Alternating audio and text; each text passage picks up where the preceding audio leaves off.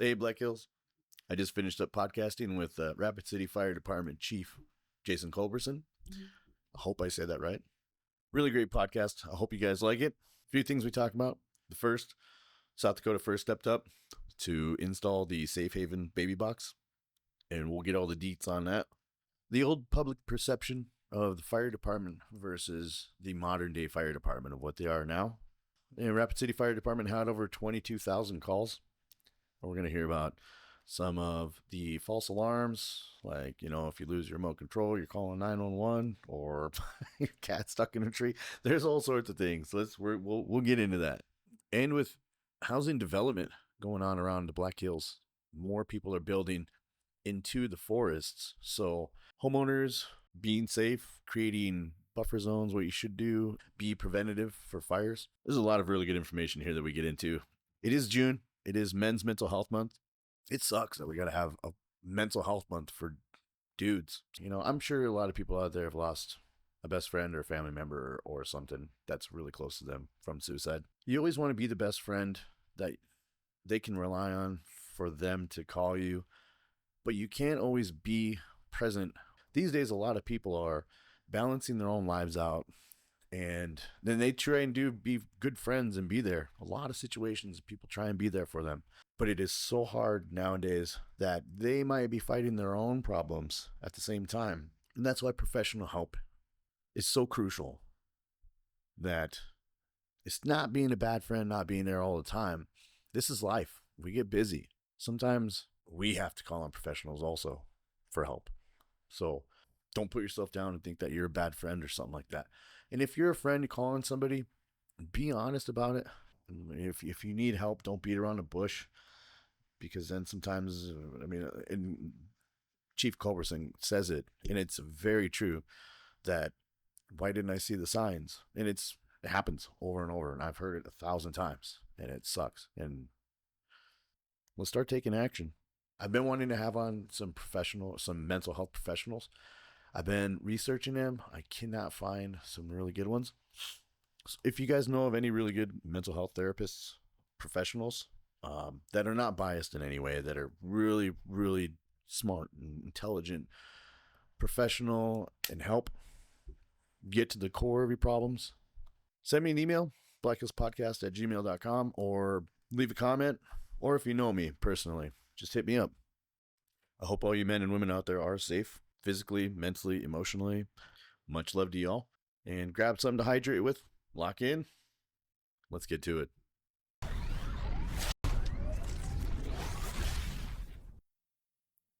Chief Rapid City stepped up to install the very first Safe Haven baby boxes. Oh, yeah.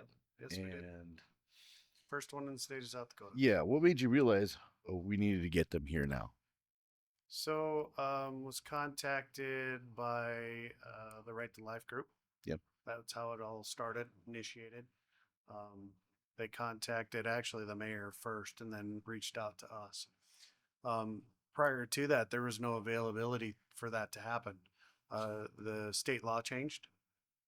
We've been a safe haven. The Safe Haven law changed? Yeah, safe haven law in the state of South Dakota changed that allowed the baby box. Prior to 20, the same year we instituted we got the baby box was when the law changed. So legislature allowed for that to happen. So it was right after that we were contacted by the folks at Right to Life. Because it prevented them from abandonment laws, right? Correct. Yeah, and the states had it, but they didn't allow the box. So all of our fire stations were safe havens, so you could drop off a baby there at any time. Same rules applied. But the legislative change allowed for the baby box, which is a climate controlled box that allows somebody to anonymously drop off a baby under 9 months old.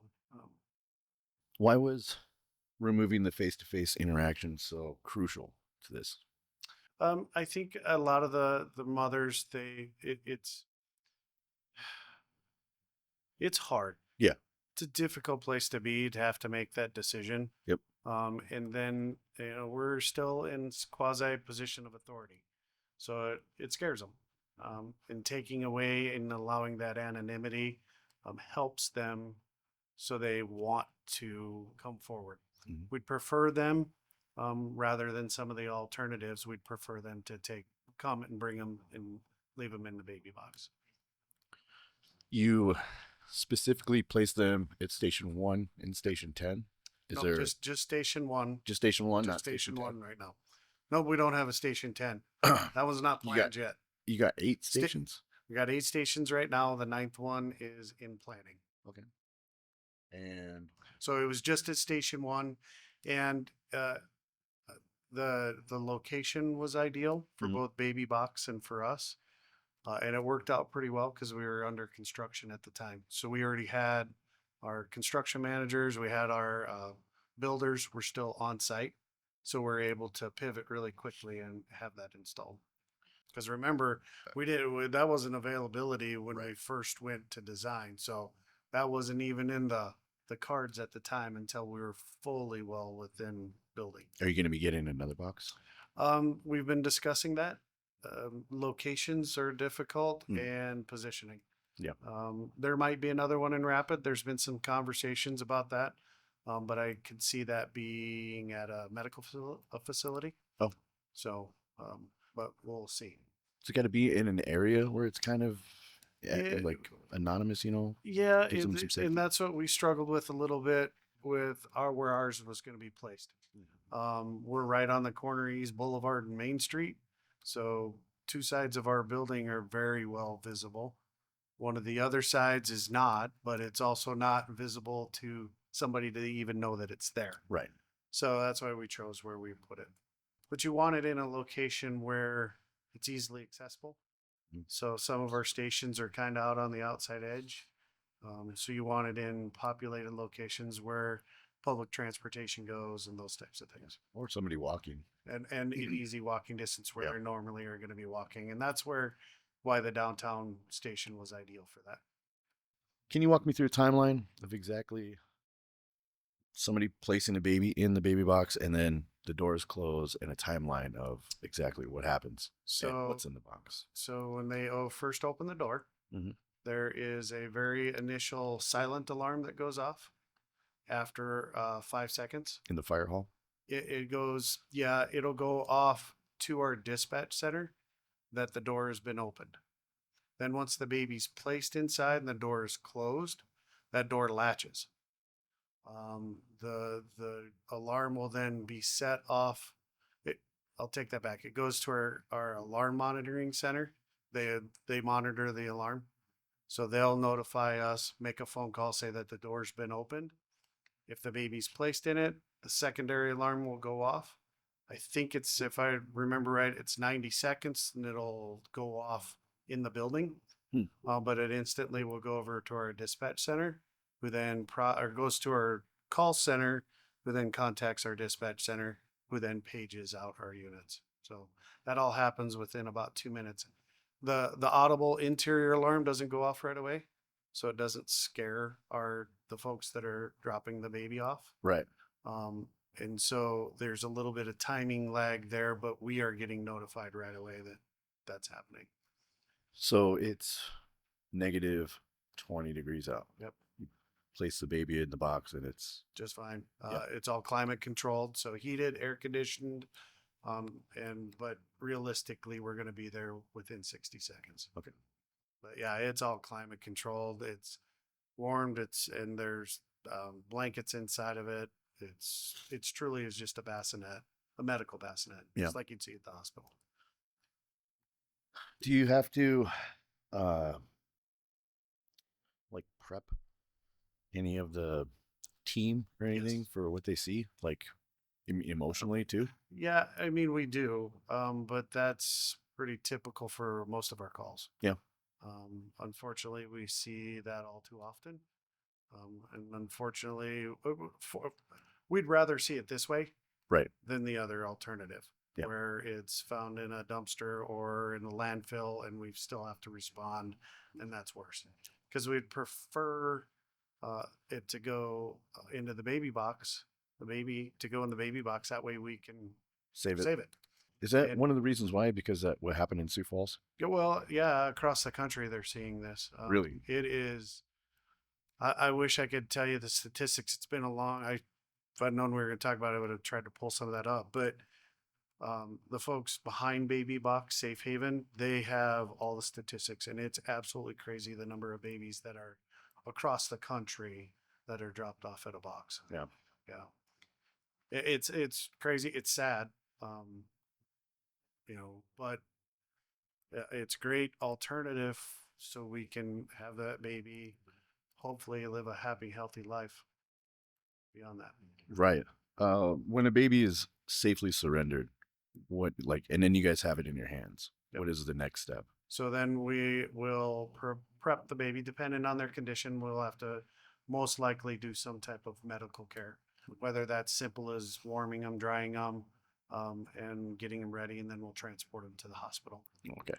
Law enforcement's contacted at the same time so they can start all the Department of Social Services pieces.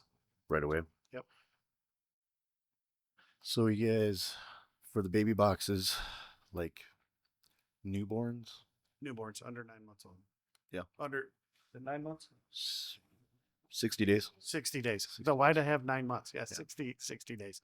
There was some discussion about 90 days. That's maybe where I got the 9 months, but yeah, 60 days and under. How do they like? I mean, maybe if it's 62 days, it's not going to matter. I mean, right. If you're it's not like going to know. 90, right? Yeah, because they don't come with paperwork. Yeah, exactly. Can I get the title to this? Yeah, I get the title to it. 60 days. I mean, really, it's just trying to stop them from dropping off a toddler in there. There's other options for that too. Right. Our station's still a drop off point. Yeah. You can come in, and surrender at the same time. Yeah, because we had the safe haven law where you could hand a baby over to a firefighter or nurse. Correct.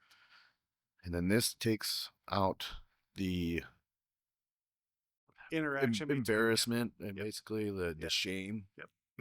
Even though it's the right thing to do, they just sometimes don't have it, and then the worst happens. Correct. Yeah. We'd prefer it this way.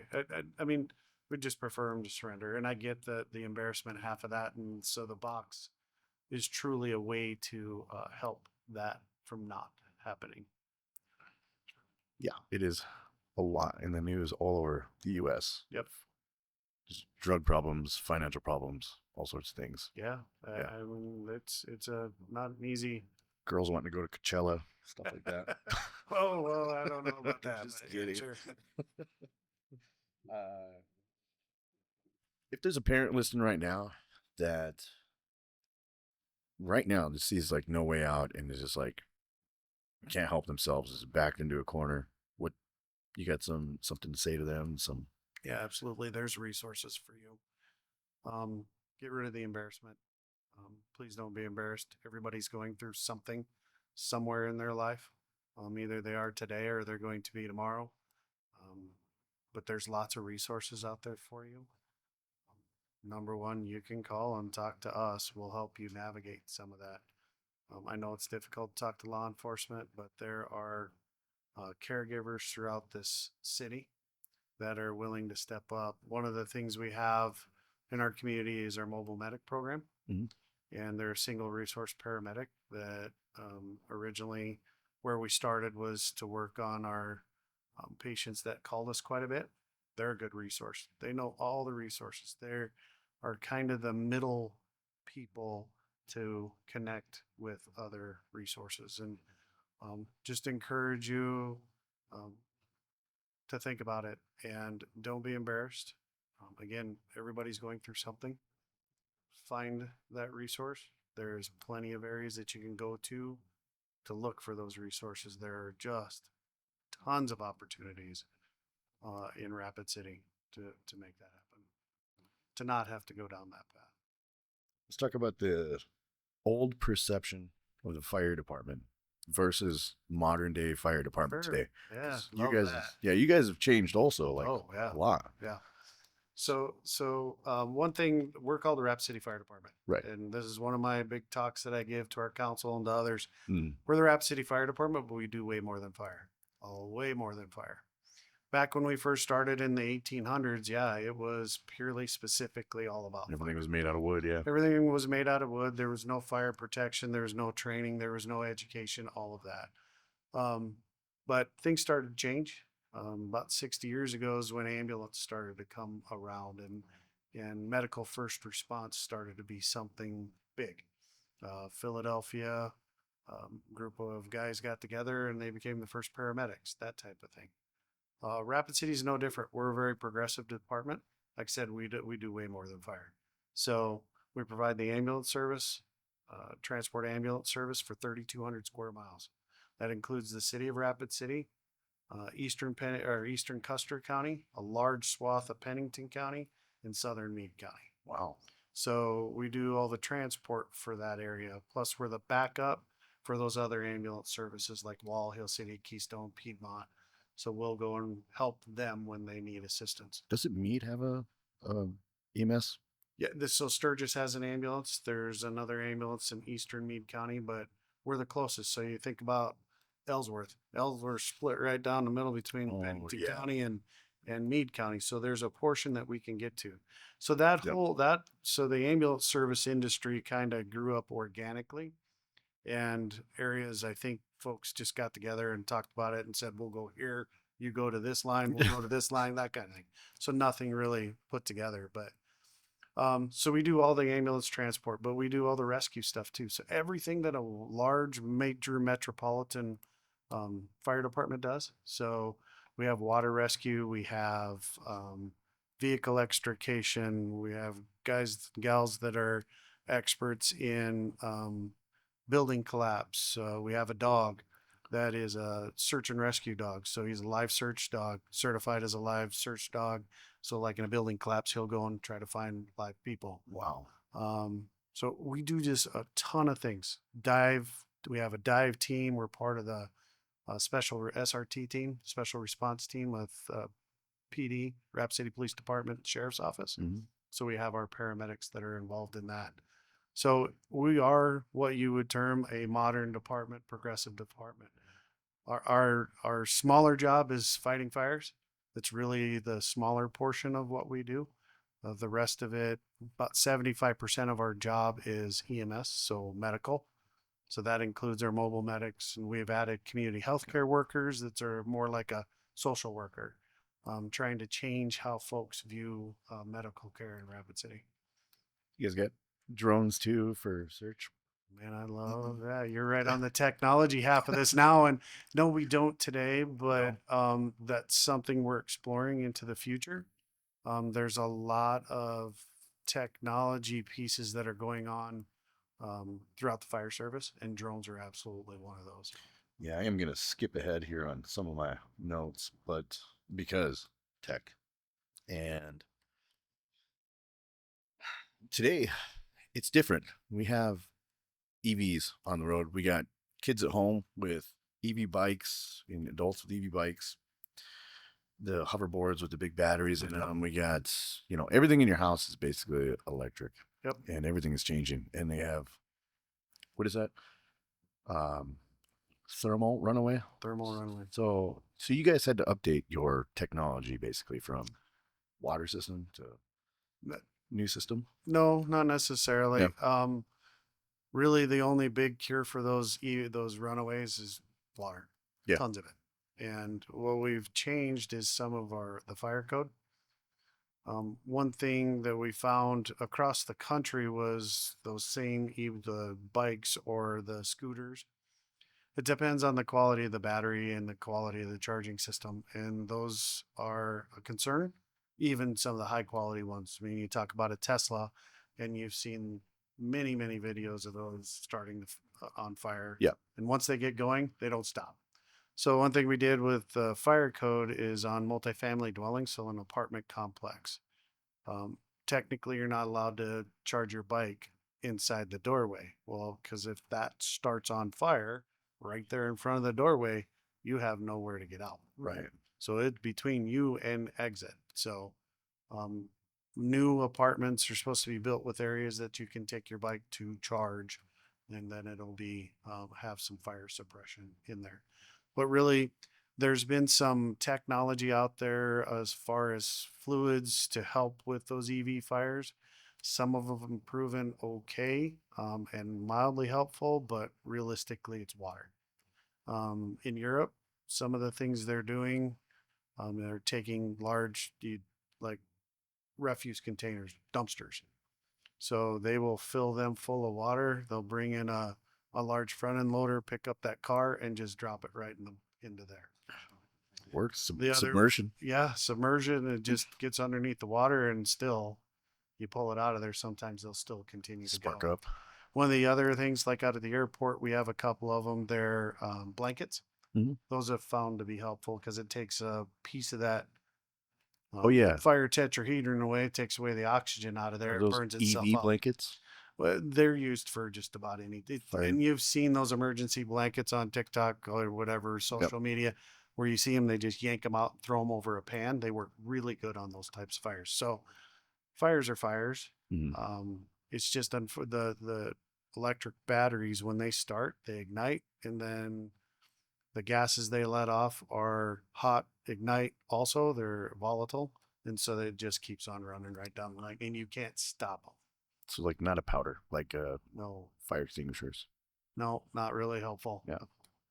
Yep. That's good to know. So, Lots of water. It sounds strange, but don't do it while it's plugged into your house. But yeah, basically it's lots of water for those big EV fires, and it's caused some major issues in other communities for sure.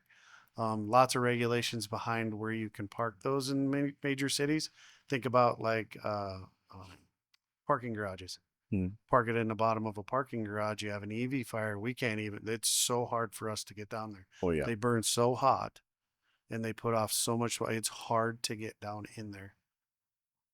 And so then it just burns, and then the upper floors start to get affected, and so then you can see where this all goes: building collapse and lots of disaster. Damage. Yeah, yep. Damn, I never thought about that. They made that whole has made us rethink how we do things. Yeah, that's a lot to think about. Also, Yeah. and it's fast too. It's moving fast. Oh yeah. The way technology and everything is changing, it's every 5 to 3 years now. So everything is updating.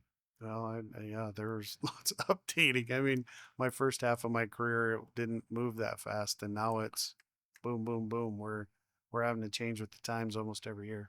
That's good. Yeah.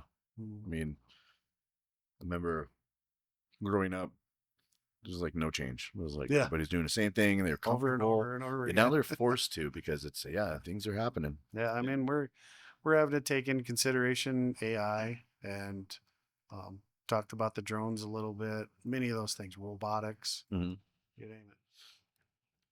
You guys use AI in the day-to-day job? A little bit, yeah. There's some pieces of our softwares that we use AI. Yep.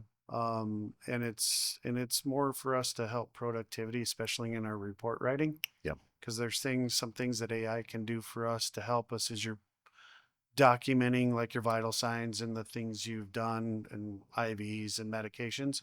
Whereas you do the drop down screens, it'll help you and put that right in your narrative, which is extremely helpful to at the end be able to write your narrative because all that basic information's already there. So there's things like that. Plus we do our quality assurance, quality improvement. We've utilized some of that AI in order to help us look at those calls. We do a lot of calls, 22,591 last year. And that's a lot for one or two people to try to get through. So we use AI to help us get through those calls and screen them, and then they can look at the ones that are most important. Yeah.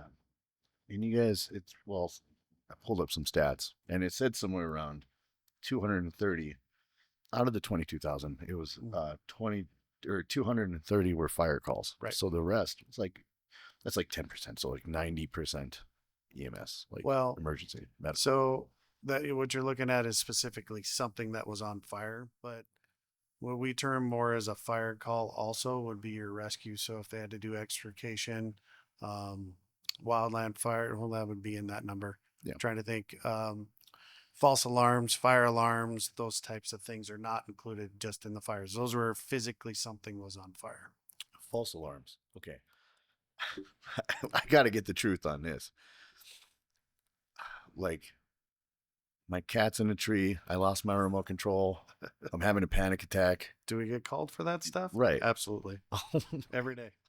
Yeah, I mean, I could tell you some things that we respond to that would surprise you most definitely. I mean, look, can we hear some? Because it should be preventative for the community to hear, like, all right, maybe I'm an idiot and I'm overreacting. Let's not take a minor situation and blow it up. Right. Yeah. Because, I mean, you guys have a busy job. So, Yes. Well, it was a really great thing that we did was teach our kids, including me back in the day, our kids, my kids, call 911. There's something you feel is emergency, call 911. Our kids and us as adults, we've learned that and we use it with great gusto. 911 is used quite a bit for just about everything, unfortunately, because it shouldn't be. It's not about an emergency so much anymore. law enforcement, fire department, So, medical. right. And so when you call 911, someone's going to get sent, whether that's a law enforcement officer, an ambulance, or a fire truck. One of those three are going to get sent no matter what, no matter when you call 911. And so when you call for things like, yeah, your left big toes hurt, it's not really an emergency, but Yeah. that person thinks it is, so we have to respond. And if they want to be transported to the hospital, they get transported to the hospital, which then takes, for those low acuity calls, takes that ambulance out of the game for potentially someone that's having a major medical emergency like a heart attack, cardiac arrest, respiratory difficulty. Which is probably very common. That could happen. Very much so. Yeah. Yeah, absolutely. I read somewhere that our Rapid City Fire Department may be cutting ambulance services to the surrounding area at the end of this year. Can you explain a little bit? Sure. Yeah, I'd love to. So in 2003, the private ambulance service in town, named was American Medical Response. They decided that they were no longer able to be profitable. And so they decided within 9 months notice, the Rapid City Fire Department took over ambulance services on March 1st, 2003. Which then we inherited that 3,200 square miles of response district. Again, how that all got built way before my time, all of that. But so we've been able to provide this level of service for a long time. So we're approaching 23 years at this point. So, well, we're just a little over 23 years this year, and it's worked really good. But in 2019, we started seeing it dip off.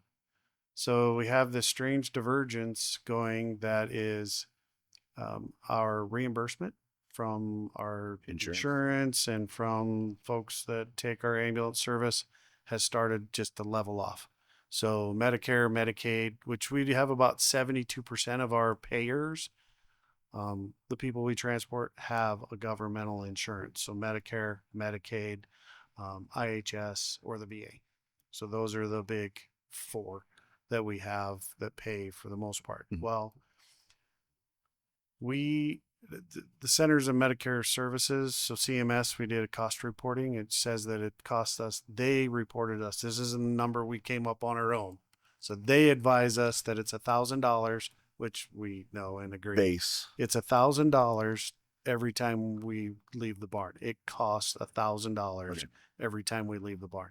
So that's our cost to do that call at a minimum. Well, Medicare and Medicaid, Medicaid's less than Medicare, but we're talking somewhere between 20 to 30% of that charge to at most 50%. So we're already starting off in a deficit. It costs us $1,000 and Medicare's paying us $500. Medicaid's less than that. Plus we get a mileage fee. Our usual and customary mileage is $20 an hour. Medicare's 9 something and Medicaid's $8 a mile. So again, we're starting off as deficit. So we've watched that reimbursement rate climb in the early stages, and then in about 2017 it started to level off, and we have not seen any real big increases over the course of time, but our costs have shot through the roof. 2020, COVID came around, changed manufacturing, changed supply chains, all of that. And so all of those pieces, our costs have gone through the roof. So we got a leveling off of our income and an increase in our expenditures. So, and if we're going to cover 3,200 square miles, we need to figure out a better way to do it. Our call volume has increased dramatically during that time. I wish that meant more reimbursement, Right. but it does not. Not all those are paying. Not all of those we transport. A lot of them go to collections. We send a fair number to collections. I bet. Absolutely. Yeah. Crazy story about Blue Cross Blue Shield back in the day. They used to send the check directly to the patient, and the patient would keep that money.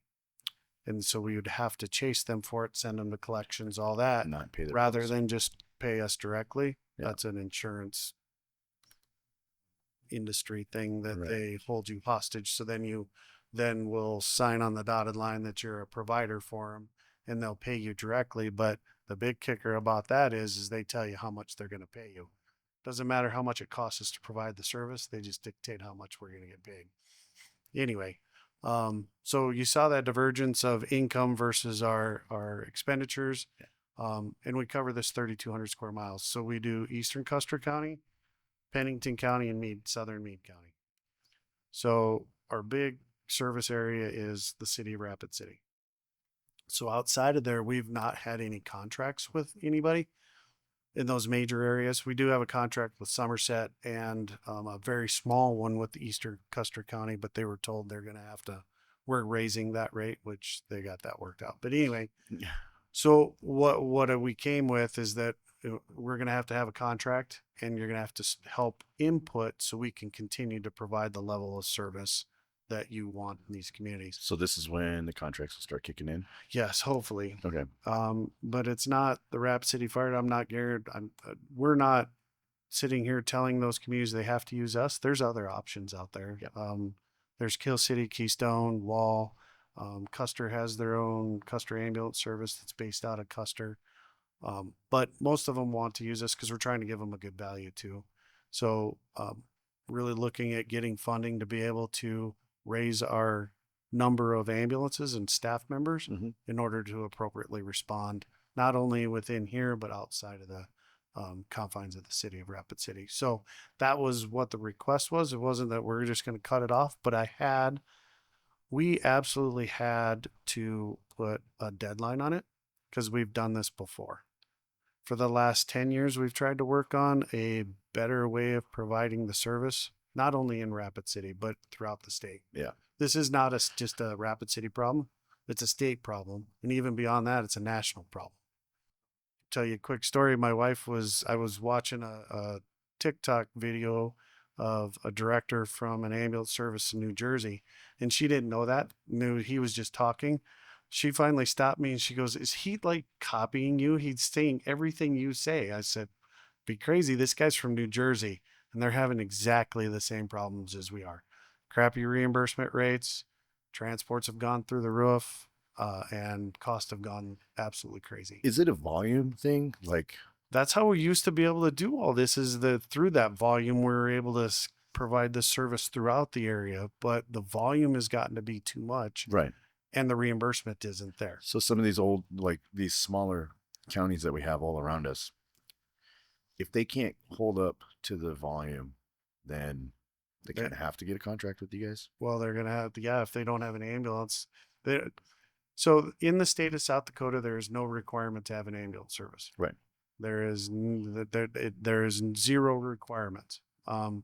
So it's not good for a county though. It's not good for, not good for the locations. Right. Then this is the hard part for us, as being a public servant and a clinician, and we want to provide the service, but ultimately those communities, it's going to come down to the counties are going to have to figure this out.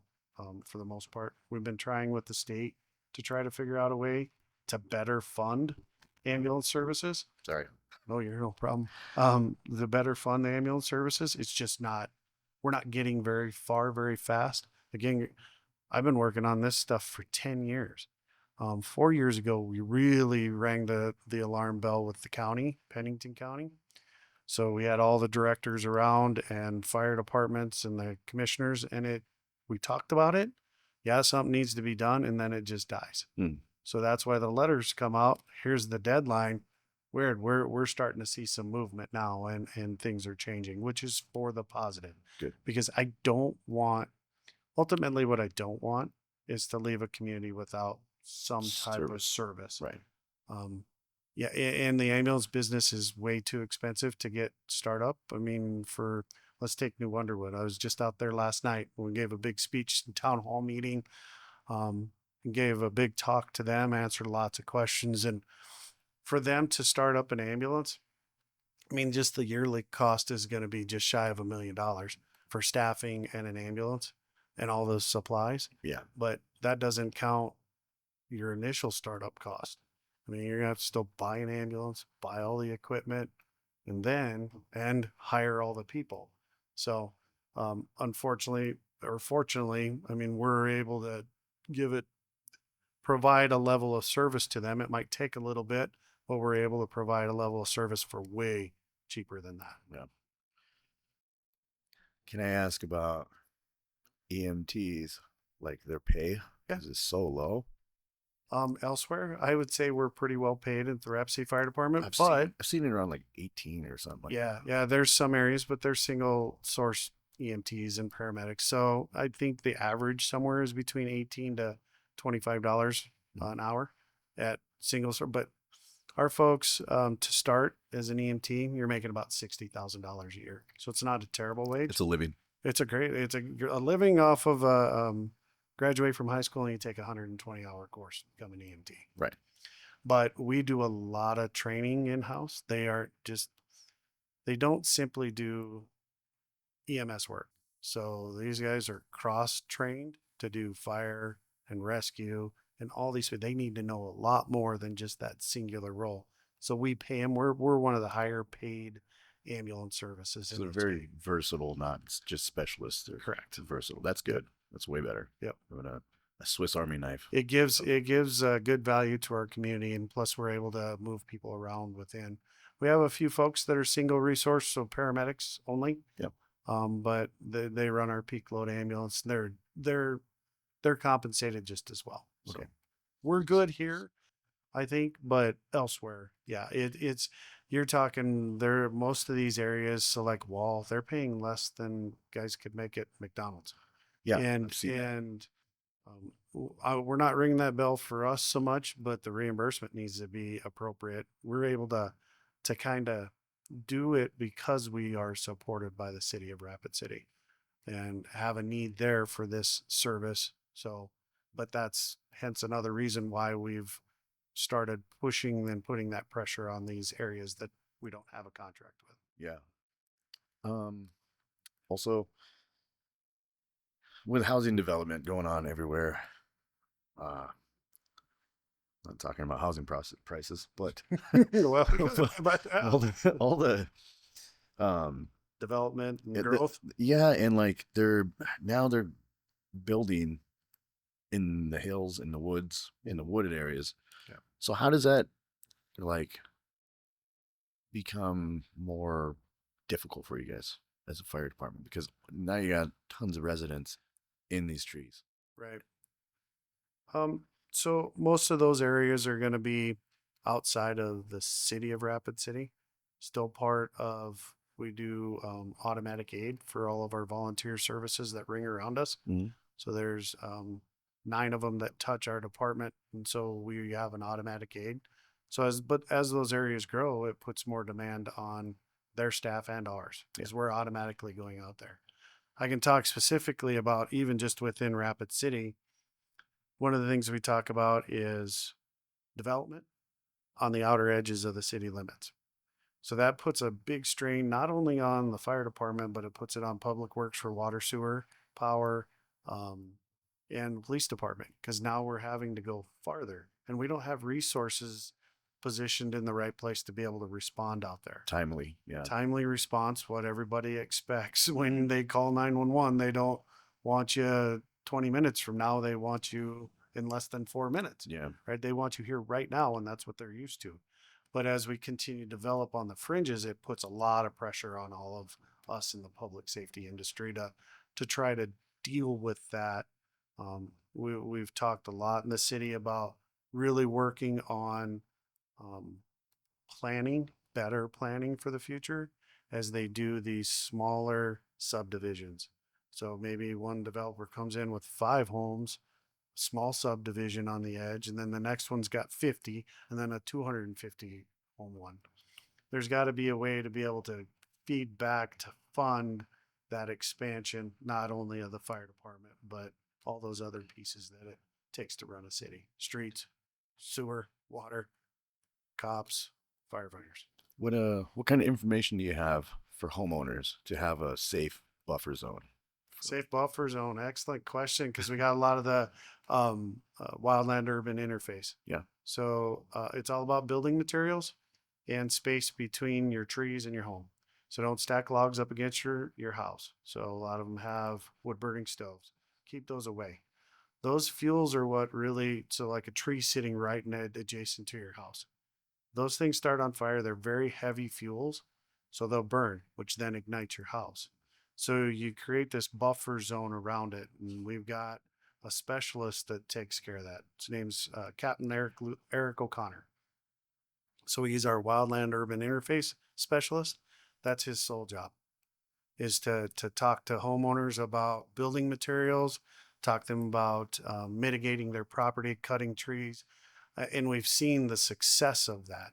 We have a wildland mitigation crew, a veterans mitigation crew. It's put together. 90% of those are vets that are just transitioning out of the military. Nice. So we're able to give them a position. They work for the Rapid City Fire Department, but their real job is about mitigating property, cutting trees, thinning out areas. And we've seen huge success with that program on multi-levels, but just talk about the mitigating part. There was a fire that ran through the west side of Rapid City, west, and not the old Westbury, but it was up in that area. And we saw where it went right through the mitigated area. Didn't even touch the houses. It stayed in the grasses, didn't get time to be able to ladder up in the trees, moved right by and through. And that's the goal. So, especially in those areas, talk about mitigating your property. We have tons of information out on our website that can tell you what you need to do and the spaces you need. One thing I will tell you, a lot of people put those beautiful juniper bushes. Yeah. They're terrible. Really bad. Oh, they're terrible. They're like having a gasoline can out in front of your house. Those things start, they will go poof really fast. So don't put those next to your house. Now, can homeowner associations do you guys reach out, or should they reach out to you guys for this information on buffer zone and stuff? Yeah.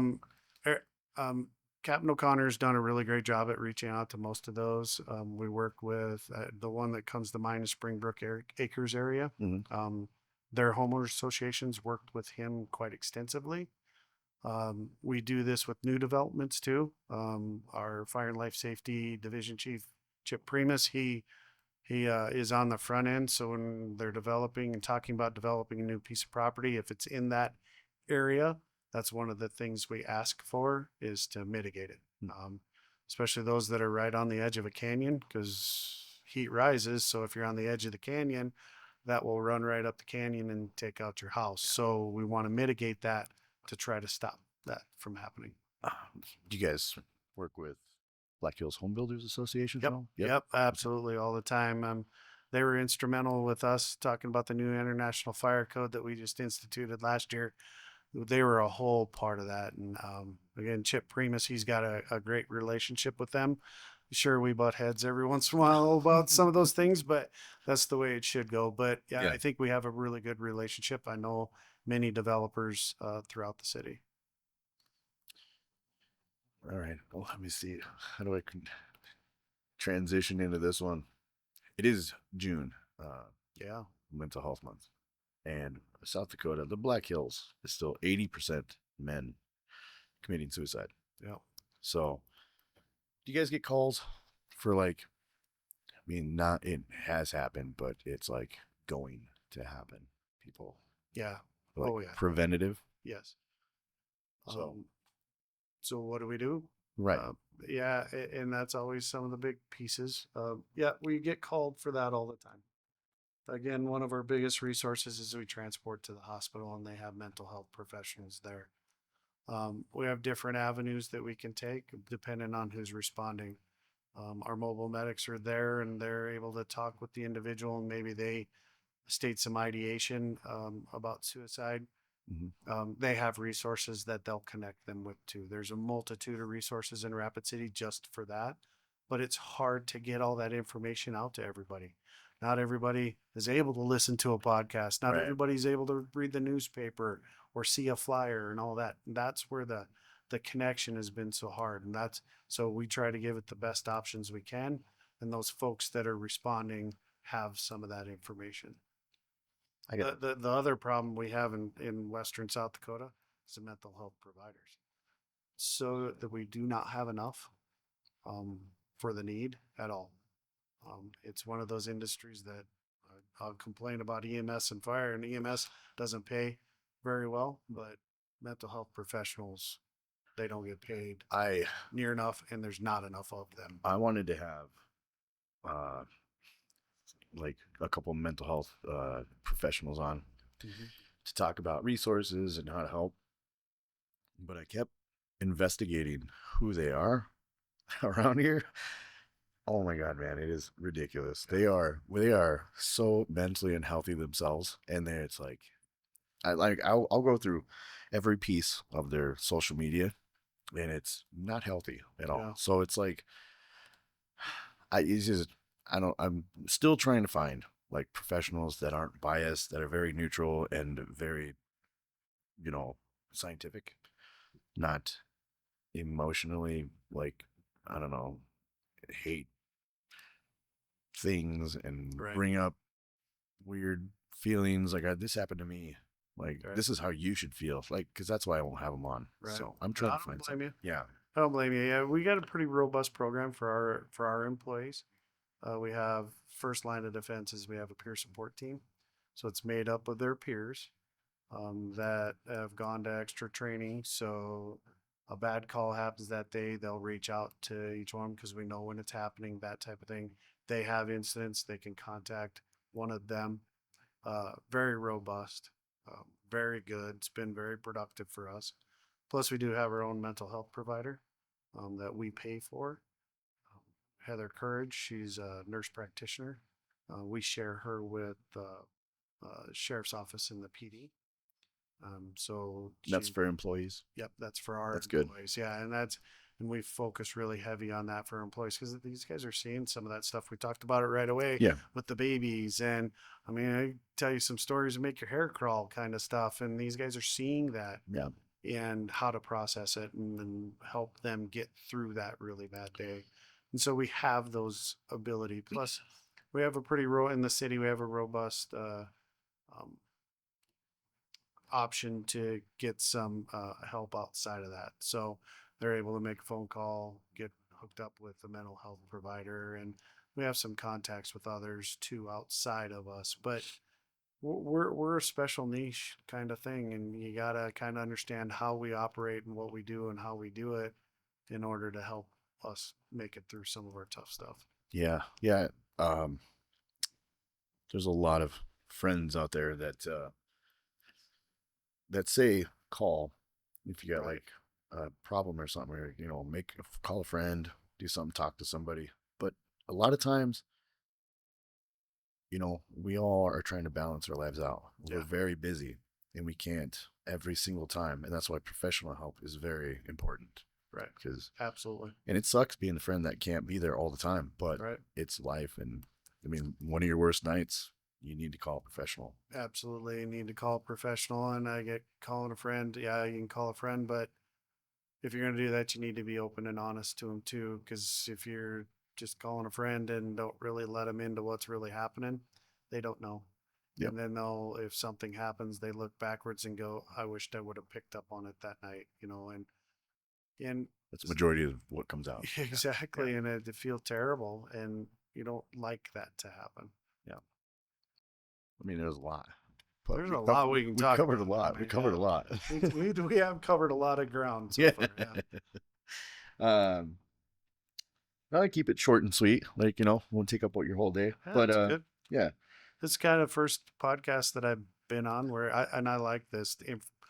just conversational style Yeah. type stuff. Yeah. It's sometimes you get a little more authentic other than okay, Right. here's my question, you got to answer it, the interview style. And yeah, you're interviewing me, but it's a little more back and forth. Yeah, and I'm just common folk here in Yeah. Rapid. So like I So grew am up here, I. so It's like, that's why I started it, just because it's really nice to hear like honest information, have a good conversation with somebody that hears everything right. out in the community all the time. So Yeah. I hear a lot. I got friends that are firefighters, EMS that go through problems. I mean, these guys don't want to admit it either. They don't want to be claimed as soft, but Well, and that attitude has changed a lot over the course of time. Our old folks, you wouldn't get them to even come close yeah, to asking for help. you be a man, bury it Yeah, down. bury it down, and that caused a lot. That's why in this public safety line of work, PD and fire, you saw high rates of divorce, alcoholism, you name it, and we're seeing that kind of change a little bit. Um, and folks are recognizing it's a great career, and Yep. folks want to get into it because you're in it for the long haul. But they're able to recognize that maybe this isn't the job for them sooner, and able to make an adjustment and move from there. And many of them that we've talked to that have left early in their career because they're like, this is not for me. It was a very positive thing for them to do. I'm sure certain people are conditioned different Yes. growing up that go through things rather than people that are like, I mean, not familiar seeing some Yeah. things, Yeah. So I don't know what it is. It's just like when you grow up with it, you're like, oh yeah, like we used to race dirt bikes and we were like, your friends would like be missing an arm or something from something happening. And Grab their arms backwards. Yeah. yeah, it's like all sorts of Oh, wow. things. So it was like, all right. And then, I mean, you hear some people talk about who've never seen anything brutal before Yeah. ever, like fights, eye pops out and stuff like that. And it's like, oh, that happens all the time. Yeah. So it's different. Well, and people are built different. And They are. People have different mental pieces, whether it's right, wrong, or whatever's going through their brain, but that they handle things a little bit differently than Mhm. others. And some can handle those pieces, some can't. And there's no shame in not being able to at all. I just don't, probably shouldn't just go into that, figure out, don't need to go in that Yeah. line of work where you're going to see it all the time, because that's going to have a cumulative effect on you. Yep. Sure, you push that one down, but now what about the second one? And Yep. then you find that one that tips you over, and that's not a good thing. Yeah, it'll shatter you. Yep. Like composure in like high intense situations, seeing things like I don't think some people are ready for it, but Yep. you got to try it. I mean, if you're Yeah. ready for it, Yep. like some women are really good at being nurses because Yeah. they've never seen it, but they can do it. Yeah. They can keep composure and Yep. do situations like Yep. that. Yep. Some people on planes, they get those emergency seats because I always sit there. Yeah. And they should not be there. Yeah. I don't disagree with you. Yeah. At all. Because you're not there to help me. You're just wanting to get out first. Yeah. It's like, no. But yeah. Right? More room. But Yeah. I do it for That's leg what my space. So I legs- can help, but Yeah, but you're willing to help. You're willing Yeah. to step up and make sure that door gets open and people start getting out. Yeah. But, I'm pretty good at situations like that. But Yeah. I really like, so there's some safety preventative things for the community also. Mhm. Like they got the app, Pulse Point. Pulse Point. Is that what you're talking about? Yeah. Yep. That is. Yeah, we instituted it. Shoot, that was a long time ago. I can't even remember what year it was, but we had a very special couple that is very friendly with our fire department. Mhm. Elderly couple. I still talk to them every week to this day. And they donated some money for us to be able to do that in this community. So the impact that they've had by instituting that pulse point, the whole point behind that was to be able to get your citizen responders. So if somebody experiences a cardiac arrest in a public place, it will notify the person who's got that pulse point app and's got alerts put on that there's somebody who needs CPR, because so many times that could happen next door. You don't even know it. And here's that pulse point app. Now we'll fire off and you go, oh, I can help. I know CPR. I'll go over and help them. It's good. Plus it shows you where the closest AED is. So a great app. I was so thankful to that couple doing that.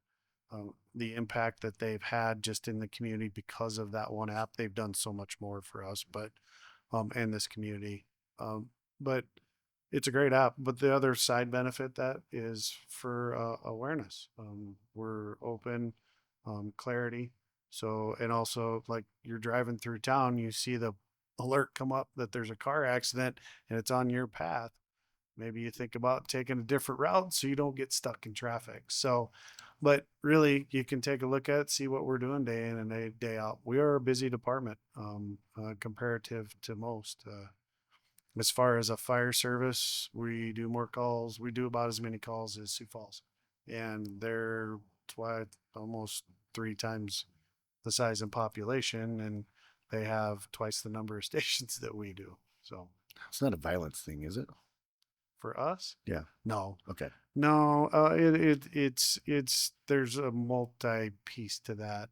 We got a lot of elderly. It's demographics, it's poverty, it's high homeless rate, the Yes. addiction.